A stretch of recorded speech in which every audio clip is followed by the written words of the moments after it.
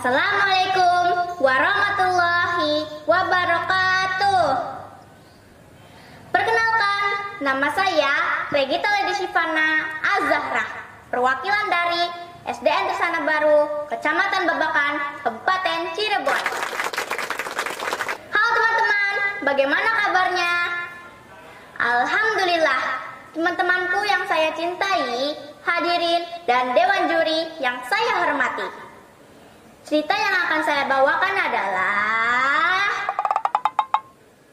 beli nasi jamblang untuk dimakan. Kira-kira cerita apa yang akan saya bawakan? Ya, bistik tahu di daerah Kediri, wanita cantik Nyimas Gandasari. Begini ceritanya. Teman-teman, Nyimas Gandasari adalah sebutan untuk Mutmainah, putri dari Syekh Datuk Soleh dan murid dari Kiku Cirebon. Memiliki kecantikan yang tiada tara. Kecantikannya bahkan menggegerkan seluruh wilayah Cirebon. Banyak ki gede yang melamarnya, namun lamaran itu ditolak. Mbahku Cirebon kebingungan. Oleh karena itu, diundanglah Sunan Gunung Jati dan Sunan Kalijaga untuk membicarakan masalah itu. Anakku, Sunan Jati dan Sunan Kali, Rama harap kalian berdua dapat memberikan jalan keluar tentang persoalan Gandasari. Ampun Kanjeng Rama, dengan begitu kita sekaligus bisa mengukur kesaktiannya dan mencarikan jodohnya yang seimbang. Semua sepakat dengan sayembara. Barang siapa yang sanggup mengalahkan Nyimas Gandasari, maka ia berhak menjadi jodohnya. Banyak ki gede yang tertarik untuk mengikuti sayembara itu. Pada waktu yang telah ditentukan, sayembara pun dimulai. Yang pertama maju adalah Ki Gede Pekandangan. Dan dengan mudah, Nyimas Gandasari dapat mengalahkan penggede dari Indramayu itu.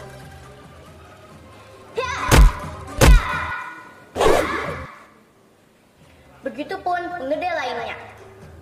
Syekh Magelung Sakti yang semula hanya menonton sayembara itu, tiba-tiba ia tertarik untuk mengikuti sayembara itu. Ia pun turun ke gelanggang setelah semua penggede berhasil dikalahkan oleh Nyimas Gandasari. Lalu terjadilah perang tanding yang benar-benar seru dan lama. Keduanya saling mengerahkan ilmu kanuragan tingkat tinggi.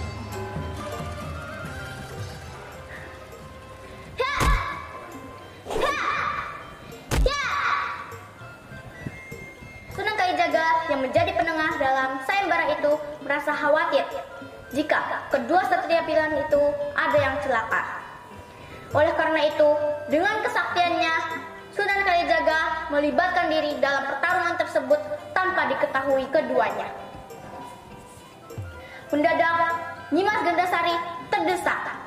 Lama-kelamaan, gerakannya tidak gesit lagi. Dan dengan hanya pukulan yang menyerempet tubuhnya, Nyimas Gandasari terjatuh. Nyimas Gandasari kalah. Seluruh rakyat yang menyaksikan sayembara itu bersorak-sorai. Hidup Syekh Magelung, hidup Syekh Magelung, hidup Syekh Magelung. Hamba memang kalah Rama Sunan. Hamba juga tidak akan ingkar janji. Akan tetapi pernikahan hamba dengan Kang Mas Syekh Magelung Sakti, hamba mohon ditangguhkan dulu. Kenapa begitu Gandasari? Tanya Sunan Gunung Jati. Sekali lagi, ampun Rama Sunan. Tugas dan pengabdian hamba pada Cirebon belumlah tuntas. Oleh karena itu, sudilah Rama Sunan mengabulkan permohonan hamba. Kalau begitu persoalannya, Rama Sunan tidak keberatan. Akan tetapi, bagaimana dengan kau Magelung? Hamba patuh kepada Kanjeng Sunan. Oleh karena itu, hamba pun tidak keberatan. Sayembara pun usai. Beberapa tahun berselang, terjadilah pertempuran besar antara negeri Galuh dan Cirebon. Negeri Galuh yang dipimpin oleh Prabu Cakraningrat tidak suka dengan orang-orang Islam. Peperangan begitu dahsyat, apalagi ketika negeri Galuh dibantu oleh negeri Talaga. Banyak pembesar kedua kerajaan yang gugur.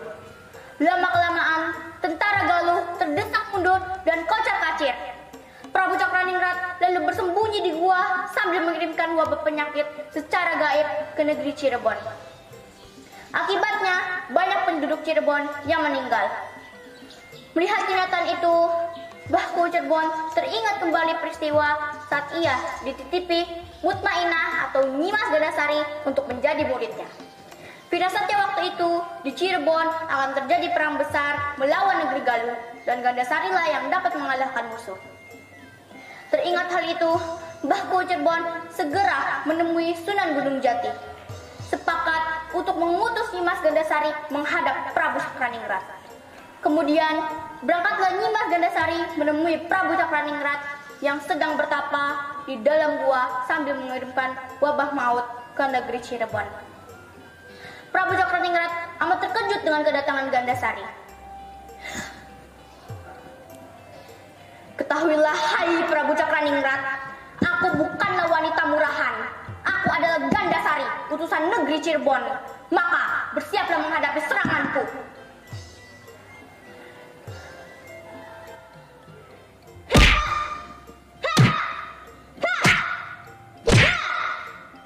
Dengan pukulan berantai, akhirnya Prabu Cakraningrat dapat terkalahkan.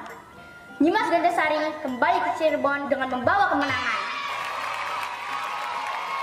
Jadi, pelajaran yang dapat dipetik dari kisah ini adalah Tuhan pasti akan memberi jalan keluar bagi umatnya yang mendapat kesulitan. Sekian cerita dari saya. Sampai jumpa teman-teman. Wassalamualaikum warahmatullahi wabarakatuh.